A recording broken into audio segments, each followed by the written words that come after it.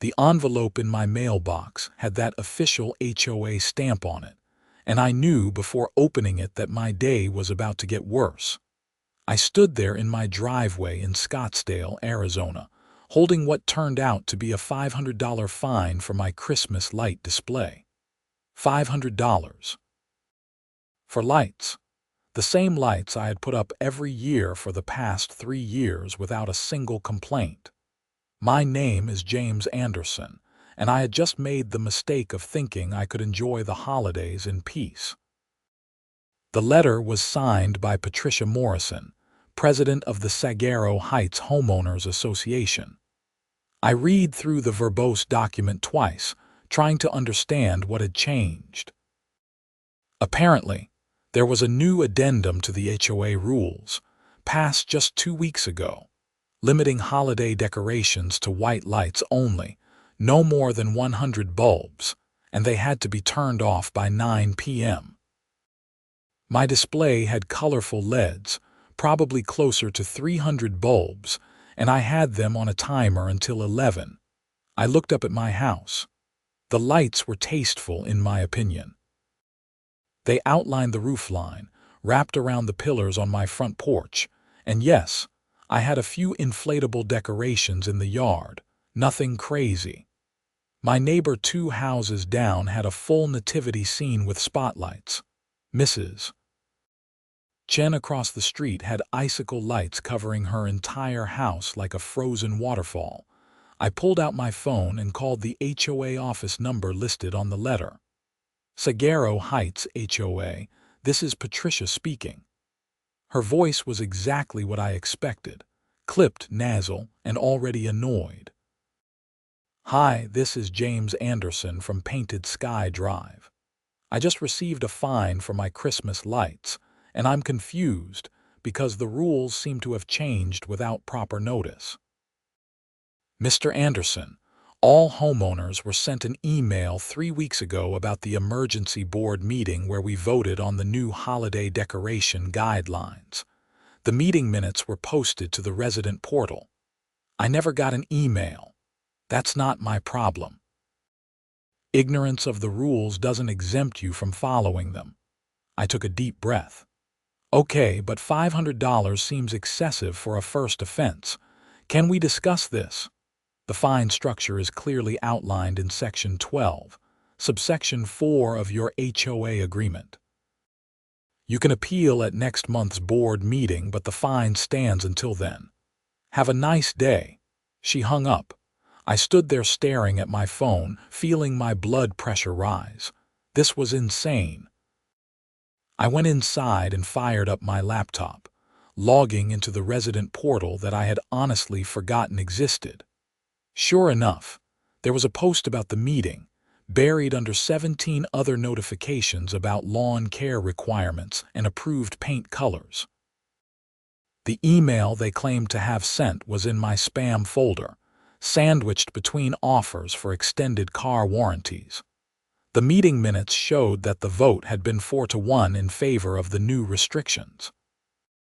The only dissenting vote came from someone named Robert Price, who apparently resigned from the board immediately after the vote. Interesting. I looked up Robert Price in the neighborhood directory and found his address. He lived 4 streets over. I decided to take a walk. The December Arizona sun was warm but pleasant as I made my way through the neighborhood. Saguaro Heights was one of those planned communities that had sprung up during the housing boom. Cookie-cutter houses in beige and tan, with strict landscaping requirements that kept everything looking identical. I had bought here because the house was a good deal and close to my work, not because I loved the aesthetic. Robert Price answered his door in jeans and a golf shirt. He was probably in his 60s, with gray hair and a weathered face that suggested he spent a lot of time outdoors. Mr. Price, I'm James Anderson. I just got hit with a fine for my Christmas lights and I saw you voted against the new rules. I was hoping to talk to you about what happened. His expression darkened. Come in. I've been waiting for people to start showing up. His house was decorated modestly, with white lights along the roof and a wreath on the door.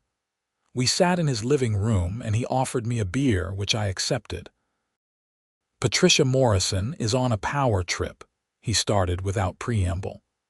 "I've been on that board for 8 years, and I've never seen someone take control the way she has. She was elected president 6 months ago, and since then, she's passed 17 new rules, increased the annual fees twice, and fined more homeowners than we did in the previous 5 years combined. Why the sudden crusade against Christmas lights? That's the thing. It's not about the lights. It's about control and money. The fines go into the HOA reserve fund, which the board has discretionary use of. She's been using it to hire her brother's landscaping company, her nephew's security service, all kinds of nepotism. The lights thing is just the latest revenue generator." "That sounds illegal." "It probably is, but proving it requires lawyers and money. Most people just pay the fines and move on. That's what she's counting on." I took a long drink of my beer. "How many people have been fined so far?" "I've heard of at least 30, just for the Christmas lights." "Probably more who haven't talked about it. She's going street by street with her little camera, documenting violations." Something shifted in my mind. I had been thinking about this as a personal annoyance, but this was bigger. This was systematic abuse of power. "What if we fought back?" I asked. Robert raised an eyebrow. "How do you mean?" "I don't know yet, but there has to be a way to stop this." We talked for another hour. Robert gave me copies of financial documents he had kept from his time on the board, showed me the budgets before Patricia took over versus after, pointed out the questionable contracts. By the time I left, I had a folder full of evidence and a burning desire to do something about it. Back home, I started researching. Arizona HOA law was complex, but there were definitely regulations about how boards could operate. The problem was that challenging an HOA legally was expensive and time-consuming. Most people didn't have the resources for a prolonged fight, but I did. People always asked what I did for a living, and I usually gave a vague answer about tech investments. The truth was more complicated.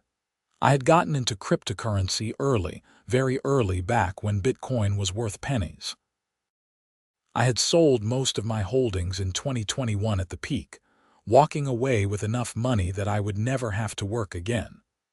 I kept a low profile because I didn't want people treating me differently, but I had the resources to fight if I wanted to. The question was how. I spent the next few days digging into Patricia Morrison's background. She had been a real estate agent before retiring, married to a dentist, 2 adult kids who had moved out of state. She had lived in Saguaro Heights for 12 years and had joined the HOA board 5 years ago. Her rise to president had been sudden after the previous president moved to assisted living. The more I dug, the more I found. The landscaping company she hired was owned by her brother, Gerald Morrison. The security service was run by her nephew, Tyler Morrison. She had even gotten the HOA to approve a new property management company, which turned out to be partially owned by her husband's investment group. It was a family business, and the business was bilking the homeowners. I started attending the HOA meetings. They were held monthly in the community center, a bland building near the front entrance of the neighborhood. The January meeting had maybe 20 people in attendance out of 400 homes in the development. Patricia sat at the front table with 4 other board members. She was exactly what I had pictured. Mid-50s, highlighted blonde hair in a severe bob, too much makeup, and a permanent expression of disdain. I sat in the back and watched. The meeting was a performance. Patricia controlled every moment, cutting off anyone who tried to ask questions, pushing through votes with barely any discussion. 2 homeowners tried to complain about fines they had received, and she dismissed them both with references to the bylaws and threats of additional penalties for harassment of board members. It was a dictatorship in miniature. When they opened the floor for new business, I stood up. "Yes, Mr. Anderson." Patricia's voice dripped with false sweetness. "I'd like to discuss the Christmas light fines and the process by which the new rules were implemented. The new guidelines were properly voted on and implemented according to our bylaws. If you have a specific violation you'd like to appeal, you can submit a written request. I'd like to question the financial relationship between the board and the vendors we're using, specifically the landscaping company owned by your brother." The room went quiet. Patricia's face turned red. "That is completely out of line. My family's business has nothing to do with HOA operations." "Then, why did the HOA budget for landscaping triple the year after you became president? And why did we switch to a company owned by your brother?" A board member next to Patricia, a nervous-looking man named Stephen, shifted uncomfortably. "Mr. Anderson, vendor selection is the purview of the board. We received several bids and selected the most competitive option." "Can we see those bids?" Patricia slammed her hand on the table. "This is not an inquisition. If you have formal complaints, you can file them through the proper channels. Otherwise, you're wasting everyone's time. This meeting is adjourned." People filed out, but several stopped to talk to me. They had questions, complaints, their own stories about Patricia's reign. I collected phone numbers and email addresses. An alliance was forming over the next few weeks. I organized. I created a private Facebook group for Saguaro Heights homeowners who were fed up with the current board. Within days, we had over 100 members. Stories poured in. Fines for grass being a quarter-inch too tall. Violations for having the wrong shade of beige paint. A woman had been cited for having a decorative rock that was considered non-conforming. But the Christmas lights were the tipping point. Over 60 homeowners had been fined, some as much as $1,000 for repeat violations. I hired a lawyer specializing in HOA law. Her name was Jennifer Martinez, and she was a shark. We met at her office in Phoenix, and I showed her everything Robert and I had compiled. "This is good," she said, flipping through the documents. "There's definitely grounds for legal action. The self-dealing alone is enough to remove the board, but litigation will take months, maybe years. And it will cost you, how much? Conservatively, $50,000 to start. Could go higher depending on how hard they fight. Do it. File whatever we need to file." She looked at me carefully. "Most people don't have that kind of money to throw at an HOA dispute. I'm not most people. And this isn't just about money. It's about principle." We filed a lawsuit in Maricopa County Superior Court alleging breach of fiduciary duty, self-dealing, and violation of Arizona's nonprofit corporation laws. The HOA, as a legal entity, was technically a nonprofit corporation, which meant the board members had a legal obligation to act in the best interest of the homeowners, not themselves. The lawsuit made local news. A reporter from the Arizona Republic called me for comment, and I gave them everything. The story ran a week later with the headline "HOA Board Accused of Corruption in Scottsdale Community." Patricia's carefully constructed little kingdom was cracking. But Patricia wasn't going down without a fight. The retaliation started immediately. I received a notice that my trash cans were visible from the street, a violation of community standards. My mailbox was the wrong color. My front door wreath was too large. I was getting fined 3 or 4 times a week for increasingly absurd violations. I documented everything and forwarded it to Jennifer. "This is harassment and retaliation," she said. "It actually helps our case." The preliminary hearing was set for March. In the meantime, I decided to take a different approach. I had been thinking about the Christmas lights and about power. Patricia controlled the HOA, but her power came from the structure of the organization and people's willingness to comply. What if I changed the playing field entirely? I started researching Saguaro Heights' power infrastructure. Like most suburban developments in Arizona, we were served by Arizona Public Service, the state's largest utility company. But I discovered something interesting. Our specific area was actually serviced through a smaller distribution company called Desert Power Solutions, which had a contract with APS but operated semi-independently. Desert Power Solutions was a small outfit, maybe 30 employees, serving parts of Scottsdale and Paradise Valley. And according to their last financial filing, which was public record since they were a regulated utility, they were struggling. Revenue was flat, maintenance costs were rising, and they were facing infrastructure upgrades they couldn't afford. I made some calls. Desert Power Solutions was privately owned by a family that had started the company in the 1970s. The current owner was the founder's grandson, a guy named Marcus Chen. I managed to get a meeting with him at their offices in North Scottsdale. Marcus was younger than I expected, maybe 40, wearing jeans and a company polo shirt. His office was cluttered with maps and engineering diagrams. "Mr. Anderson, my secretary said you had a business proposal. I want to buy your company," he blinked. "We're not for sale. Everything's for sale at the right price. I've looked at your financials. You need about $8 million in infrastructure upgrades over the next 5 years to stay compliant with state regulations. You don't have the capital for that, and your revenue model isn't strong enough to get traditional financing." His face went from surprise to defensive. "We're managing fine." "You're treading water. I'm offering you a lifeboat.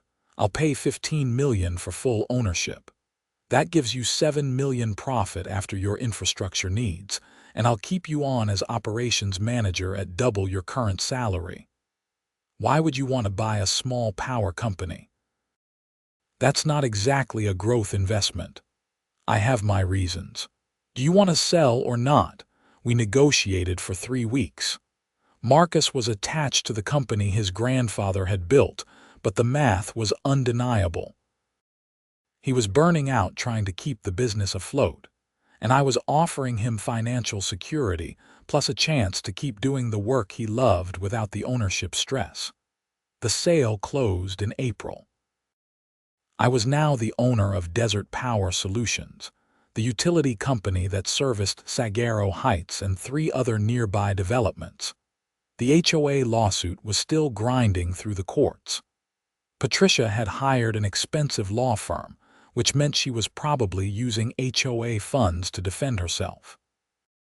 Jennifer had filed motions for discovery, demanding to see all financial records. The board was fighting it, but the judge seemed inclined toward our side. Meanwhile, I was learning the power business. Marcus was a good teacher, and the company was actually well run operationally. The problem had just been capital for upgrades. I started approving the necessary infrastructure improvements, hiring additional staff, improving service, and I waited for December. Patricia had doubled down on the Christmas light restrictions. The new rules, which she had gotten the board to approve in October, were even more restrictive. White lights only, no inflatables, no decorations above the roofline, lights off by 8 p.m., and a maximum of 50 bulbs per home.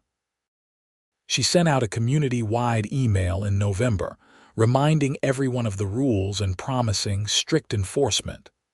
The Facebook group I had started now had over 200 members. We had been planning. On December 1st, I put up my Christmas lights. Not just lights. I went all out. I hired a professional company that did commercial displays. They covered every inch of my house in brilliant, multicolored LEDs. I had animated projections on my garage door. I had 15 inflatable decorations ranging from Santa to snowmen to a 12-foot-tall snow globe. I had a light-up reindeer display that would make department stores jealous. My house looked like Christmas had exploded on it, and I programmed everything to stay on until midnight. The fine arrived the next day. $2,000 for multiple violations. I framed it and hung it in my living room. Then, one by one, my neighbors started putting up their lights, not the restricted white lights, full displays. Colors, inflatables, decorations that violated every rule Patricia had created. Within a week, Sagaro Heights looked like the North Pole. Patricia went into overdrive. Fines went out to over 100 homes. People were getting bills for $500, $1,000, $1,500, and everyone ignored them. The Facebook group became a coordination center. People shared their violation notices like badges of honor. Someone created a map showing which houses had been fined, and we made sure those houses added even more lights. Patricia called an emergency HOA meeting in mid-December. The community center was packed, standing room only.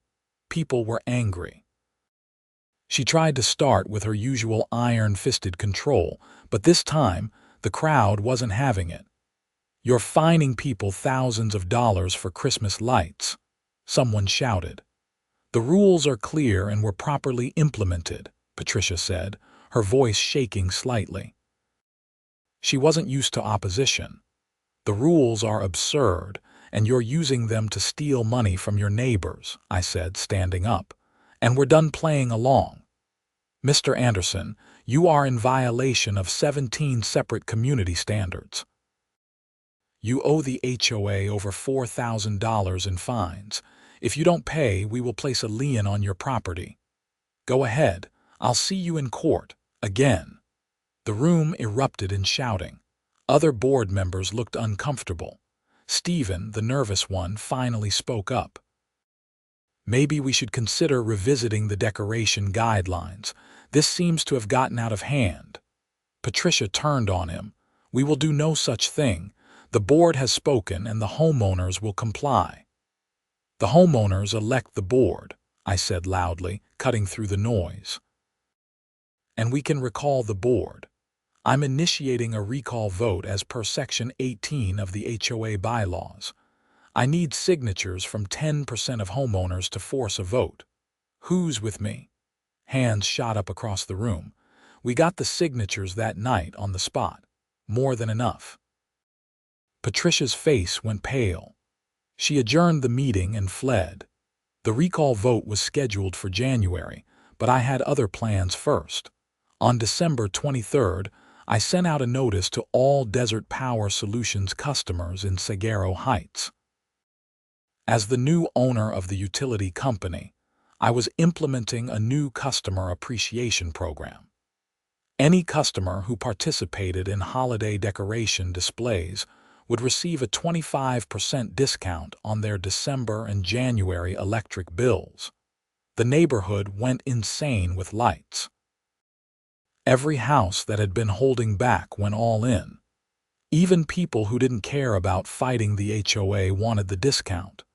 Sagaro Heights became a tourist attraction, with families driving through to see the displays, except for one street. Patricia Morrison lived on Desert View Court, a cul-de-sac with 8 houses. She and her closest allies, the people who had supported her on the board, all lived there. They had put up their approved white lights, modest and restrained, following Patricia's rules. On December 20th, I had Marcus and his crew do some emergency infrastructure maintenance on Desert View Court. We had to shut down power to the street for essential upgrades. The work would take a while, probably through the end of December at least. Patricia called me directly, a phone number she must have gotten from somewhere. I let it go to voicemail. "Mr. Anderson, this is Patricia Morrison. I know what you're doing and it's illegal. You cannot shut off power to my home. I will report this to the Arizona Corporation Commission." I will sue you personally. This is harassment and retaliation." I called her back. "Mrs. Morrison, this is James Anderson from Desert Power Solutions. I'm sorry about the inconvenience. We have essential infrastructure work that needs to be completed for safety reasons. I assure you, this has nothing to do with any personal disputes. We're just following our maintenance schedule. You bought the power company just to do this. This is abuse of power. That's a serious accusation. Do you have any evidence that our maintenance schedule is anything other than routine? Because I have documentation from our engineers that these upgrades are necessary for grid safety, I'd hate for you to file false complaints with the Regulatory Commission." The line went silent for a moment. "How long? Hard to say. Electrical work is complicated. Could be a few weeks." "Weeks? It's Christmas." "I understand. It's unfortunate timing. You might want to consider a generator. I can recommend a good rental company if you'd like." She hung up on me. The local news picked up the story. "Power outage dims Christmas for Scottsdale Street." I did an interview explaining the necessary infrastructure work and expressing sympathy for the affected residents. Marcus backed me up with technical documentation about aging transformers and safety concerns. Patricia tried to get a lawyer to fight it, but there was nothing illegal about necessary utility maintenance. The timing was unfortunate, but that's all it was, officially. Her Christmas lights stayed dark. Her whole street stayed dark. Meanwhile, the rest of Saguaro Heights blazed with color. The recall vote happened on January 15th. It wasn't even close. Patricia and 3 of her board allies were removed by a vote of 287 to 43. Robert Price was elected as the new president. The new board's first act was to rescind all of Patricia's decoration rules and launch a formal investigation into the financial irregularities. The power came back on to Desert View Court on January 2nd, right after the holidays ended. My lawsuit against the old board was still proceeding. Jennifer was going for the throat now, with discovery revealing even more self-dealing than we had initially known. Patricia had funneled over $300,000 to family businesses over her tenure as president. In March, the new board filed criminal complaints with the Scottsdale Police Department. The white-collar crime unit opened an investigation. I was in my backyard in early April when I saw the news alert on my phone. Former HOA president arrested on embezzlement charges. Patricia Morrison had been arrested, along with her brother Gerald and nephew Tyler. The charges included theft, fraud, and money laundering. The Maricopa County Attorney's Office was taking it seriously. Patricia had stolen from hundreds of families, even if it was in small increments. The amounts added up to serious felony territory. I poured myself a bourbon and sat on my back patio watching the sunset over the desert. My phone rang. It was Robert Price. "Did you see the news just now?" I said. "This is all because of you. You know that, right? If you hadn't pushed back, she'd still be running this place like her personal fiefdom." "I just didn't want to pay a fine for Christmas lights." Robert laughed. "Right, that's all it was. Listen, the new board wants to do something for you. We're thinking of naming the community center after you." "Absolutely not. I don't want any recognition. I just want to live in peace and put up whatever Christmas lights I feel like." "Fair enough, but you've got a lot of people grateful to you." After we hung up, I thought about the last 6 months. I had spent millions of dollars buying a power company essentially as a weapon in an HOA dispute. It was probably the most expensive act of petty revenge in history, but it had worked. The criminal case against Patricia moved forward through the summer. Her lawyers tried to work out a plea deal, but the prosecutor wasn't interested in going easy. The case had gotten media attention, and making an example of HOA corruption was good politics. The trial started in October. I attended some of the proceedings. Seeing Patricia sitting at the defense table, looking small and defeated, I felt something unexpected: pity. She had let power corrupt her so completely that she had destroyed her own life. The jury convicted her on 12 counts of theft and fraud. Gerald and Tyler took plea deals and testified against her. In November, Patricia Morrison was sentenced to 4 years in prison and ordered to pay restitution of $370,000. The judge gave a statement about the importance of trust in community organizations and the particular betrayal when leaders abuse their positions. It made the evening news. I didn't celebrate. It felt hollow. I had won, but it had taken a scorched earth campaign to get there. Desert Power Solutions was doing well under my ownership. With proper capital investment, we had improved service reliability and were actually growing. Marcus was thriving as operations manager, and we had hired 10 new employees. I had accidentally become a utility company owner, and I was surprised to find I enjoyed it. The HOA was healing. Robert and the new board had implemented actual reforms: term limits, financial transparency, regular audits, and a streamlined process for homeowners to challenge fines. The neighborhood felt different, lighter. People were talking to each other again instead of living in fear of violation notices. My Christmas lights went up on December 1st. I went big again, not quite as excessive as the previous year, but still well beyond any normal standard. Colored lights, inflatables, animated displays. My house was a celebration, and I wasn't alone. The whole neighborhood participated. Saguaro Heights became known as the place to see Christmas lights in Scottsdale. We started getting tour buses driving through. Someone organized a food drive to take advantage of the traffic, with collection bins at the entrance to the neighborhood on Christmas Eve. I stood in my front yard watching families drive slowly past, kids pointing at the decorations, faces lit up with joy. This is what it should have been all along: community, celebration, freedom. My phone buzzed with a text from Robert. Board meeting next week. We want to discuss officially making Saguaro Heights a Christmas lights destination. Maybe organize it as a charity event next year. You in? I typed back, absolutely. A car pulled up and a woman I didn't recognize rolled down her window. Excuse me, do you live here? I do. Your lights are beautiful. Thank you for doing this. You're welcome. Merry Christmas. Merry Christmas. They drove on, and I stood there in the Arizona winter evening, which was pleasantly cool, looking at my ridiculous, excessive, wonderful Christmas light display. I had bought a power company to win a fight with my HOA.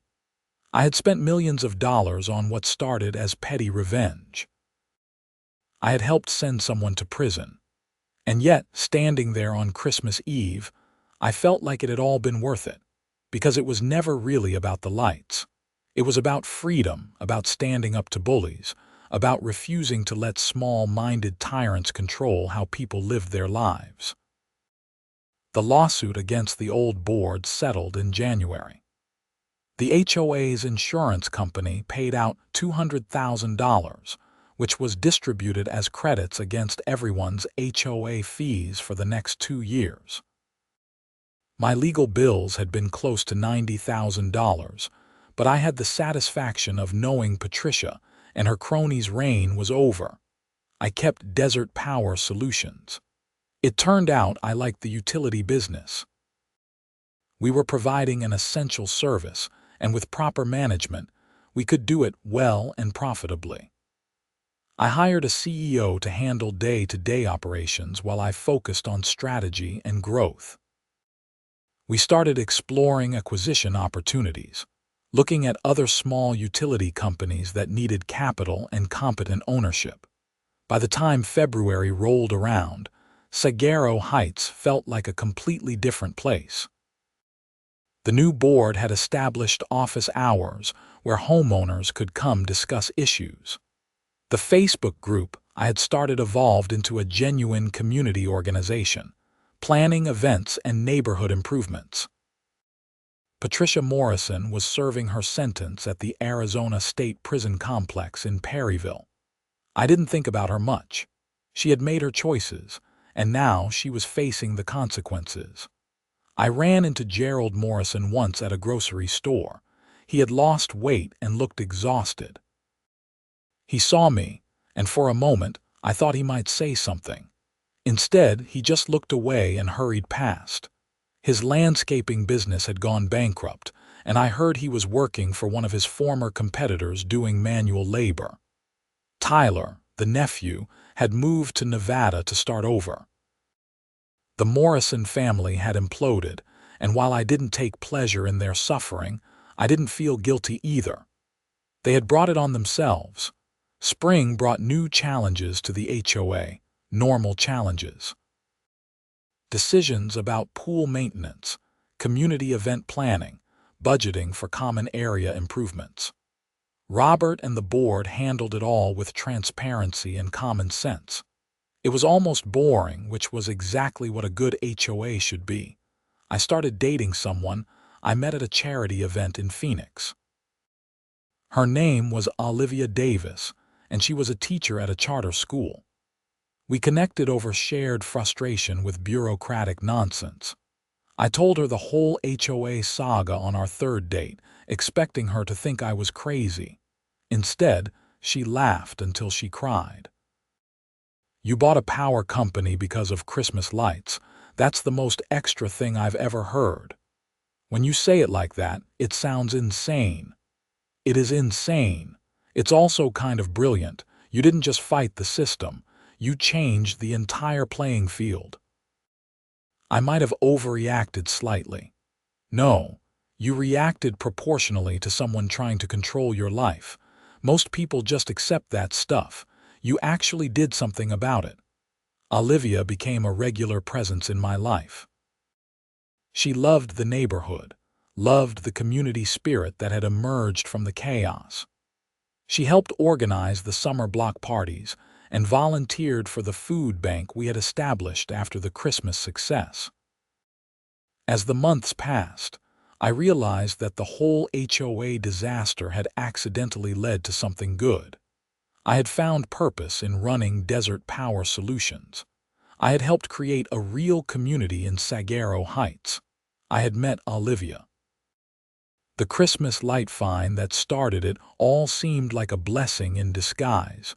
When December came around again, I went even bigger with the lights. This time, it was official. Saguaro Heights Holiday Light Festival, benefiting Phoenix Children's Hospital. We had sponsors, including my own power company. We had hot chocolate stations and carolers and a Santa meet and greet. We raised $40,000 for the hospital. Patricia Morrison was released on parole in the spring of her third year, having served most of her sentence with good behavior. I heard she moved to Tucson to live with her daughter. I hoped she had learned something from the experience, but I didn't really care either way. She was no longer my problem. The Arizona Republic did a follow-up story on the Saguaro Heights transformation, from HOA nightmare to model community. The reporter interviewed me, Robert, and several other homeowners. The story ran with photos of our Christmas light display and quoted me saying, "Sometimes you have to fight for what's right, even if it means buying a power company to do it." The story went viral. I got interview requests from national news outlets, podcasts, even a producer who wanted to make a documentary. I turned most of them down. I had never wanted to be famous. I just wanted to put up my Christmas lights in peace.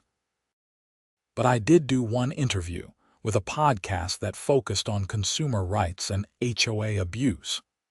I wanted people to know that they didn't have to accept tyranny in their own neighborhoods, that there were ways to fight back, that individuals could make a difference against corrupt institutions. The interview got hundreds of thousands of downloads. I started getting emails from people across the country dealing with their own HOA nightmares, asking for advice. I couldn't help them all, but I tried to point them toward resources, lawyers who specialized in HOA law, state regulations they could use to push back. A guy in Florida started a reform movement in his HOA after hearing my story. A woman in Texas successfully recalled her board using the same tactics we had used. Small victories, but they mattered. Olivia and I got engaged in December, right after our second annual light festival.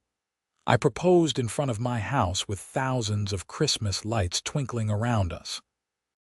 She said yes, and the crowd of festival goers who happened to be nearby cheered. We got married the following June in a small ceremony at the community center in Saguaro Heights. Robert officiated, having gotten ordained online specifically for the occasion. Half the neighborhood showed up. It was perfect. As I stood there saying my vows, I thought about the path that had led to this moment. A vindictive HOA president, an absurd fine, an over-the-top response that spiraled into buying a power company and taking down a corrupt board. It sounded like fiction, but it had all really happened, and it had led me here to this moment, to this community, to this life. Life had a funny way of working out sometimes. You fight the battles in front of you, you stand up for what's right, and sometimes the universe rewards you in unexpected ways. Desert Power Solutions continued to grow. We acquired 2 more small utility companies in Arizona, expanding our service area and improving infrastructure across the region. I was proud of what we were building, a utility company that actually cared about service and community. The HOA remained drama-free. Robert served 2 years as president before stepping down, having accomplished what he set out to do. The next president was a retired engineer named Susan who ran things with quiet competence. Board meetings were sparsely attended because nothing controversial ever happened anymore. I still put up elaborate Christmas lights every year. It had become a tradition, a statement, a celebration. Olivia helped design the displays and we made it bigger and better each time. The festival grew, raising more money for charity each year, becoming a genuine Scottsdale tradition. 5 years after the original Christmas light fine, I stood in my driveway on a December evening, adjusting a string of lights while Olivia directed me from below. Our daughter, Emma, was playing in the yard with the inflatable snowman that had become her favorite decoration. "A little to the left," Olivia called up. "Perfect." I climbed down the ladder and stood back to admire our work. The house was a masterpiece of light and color, a testament to freedom and joy and refusing to let anyone dim your shine. My phone buzzed with a text from Robert. "Looks great. See you at the festival opening tomorrow night." Emma ran over and grabbed my hand. "Daddy, can we turn on the lights now?" "Sure, kiddo. Want to do the honors?" She ran to the control box we had installed and with Olivia's help flipped the switch. The house exploded into brilliant, colorful light. Emma squealed with delight. Olivia came over and put her arm around me. "You know, most people would have just paid the fine." "Where's the fun in that? You're ridiculous. I love you. I love you too." We stood there as a family, watching the lights twinkle in the desert night, and I thought about how a simple act of defiance against a petty tyrant had transformed everything. The cost had been high in money and stress, but the return had been immeasurable. Because in the end, it was never about Christmas lights or HOA rules or even justice. It was about refusing to let fear and pettiness win. It was about standing up and fighting back when someone tried to control you. It was about creating something beautiful and good out of conflict and chaos. And it was about the fact that sometimes, just sometimes, the good guys actually win. The festival the next night was our biggest yet. Thousands of people came through the neighborhood. We raised $75,000 for charity. Local news covered it. The mayor gave a speech about community spirit. I stood with Olivia and Emma, watching kids run through the light displays, families taking photos, people smiling and laughing and celebrating together. This is what it was all for. A young couple approached me looking nervous. "Excuse me, are you James Anderson?" "I am. We just wanted to say thank you. We heard your story and it inspired us to fight back against our own HOA. We won. They were illegally restricting solar panel installations and we sued and got the restrictions removed.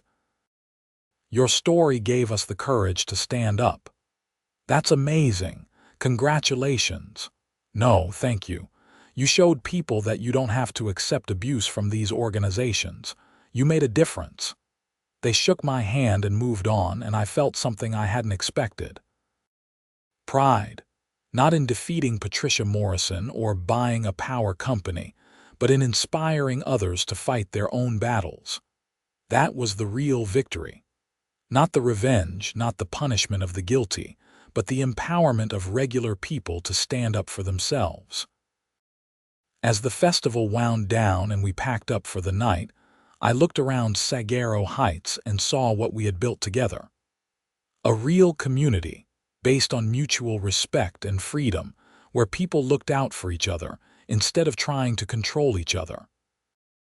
It had started with a $500 fine for Christmas lights. It had escalated to buying a power company and taking down a corrupt HOA board. And it had ended with this: a thriving neighborhood, a successful business, a beautiful family, and the knowledge that standing up for what's right, even in small ways, can change everything. The lights would come down in January, but they would go back up next December and the December after that, and every December for as long as I lived here. Because they were more than decorations.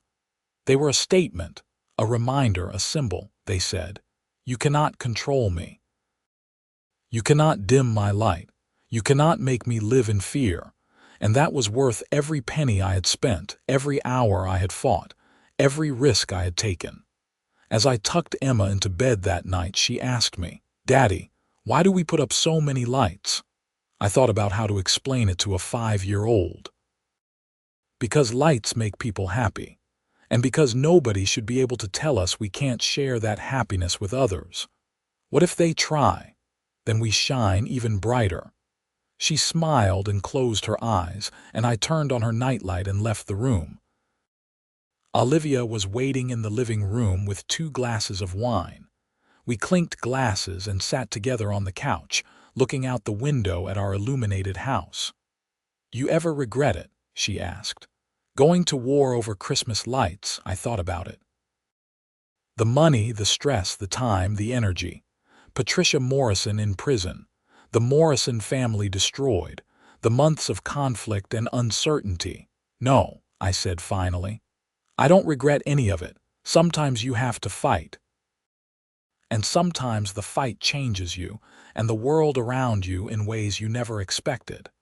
You're a good man, James Anderson. I'm a stubborn man who doesn't like being told what to do. That too." We sat in comfortable silence, watching the lights, and I reflected on the journey that had brought us here. From a simple fine to a power company acquisition, to a criminal trial, to a thriving community and a beautiful family. Life was strange and unpredictable, full of challenges and opportunities disguised as disasters. The key was to keep fighting, keep standing up, keep refusing to accept injustice, no matter how small or petty it might seem, because every battle mattered. Every stand counted. Every time you refused to back down in the face of tyranny, you made the world a little bit better. And in the end, that was what life was all about. Making a difference, standing up for what's right, and never, ever letting anyone dim your light. The Christmas lights outside blazed in brilliant colors, visible for blocks.